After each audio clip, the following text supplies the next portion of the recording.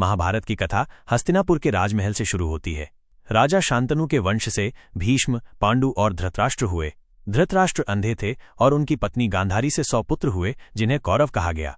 पांडु की पत्नियां कुंती और माद्री से 5 पुत्र हुए, पांडव, युधिष्ठिर, भीम, अर्जुन, नकुल और सहदेव। शिक्षा और प्रतियोगिता। पांडव और कौरव साथ साथ बड़े हुए और गुरु द्रोणाचार्य से शिक्षा प्राप्त की। अर्जुन धनुर्विद्या में सबसे श्रेष्ठ निकले, इस कारण दुर्योधन को हमेशा उनसे ईर्ष्या रहती थी। द्रौपदी स्वयंवर। राजा द्रुपद की पुत्री द्रौपदी का स्वयंवर हुआ। शर्त थी घूमती हुई मछली की आंख पर बाण चलाना। अर्जुन ने यह कठिन कार्य पूरा किया और द्रौपदी पांडवों की पत्नी बनी।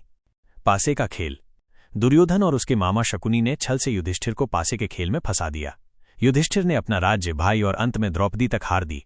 सभा में द्रौपदी का अपमान हुआ, पर भगवान कृष्ण ने उसकी लाज बचाई। इसके बाद पांडवों को 13 वर्ष का वनवास मिला। कुरुक्षेत्र का युद्ध। वनवास के बाद जब पांडवों ने अपना राज्य मांगा तो दुर्योधन ने घमंड से कहा, सुई की नोक बराबर जमीन भी नहीं दूंगा। तभी कुरुक्षेत्र का महायुद्ध तय हुआ।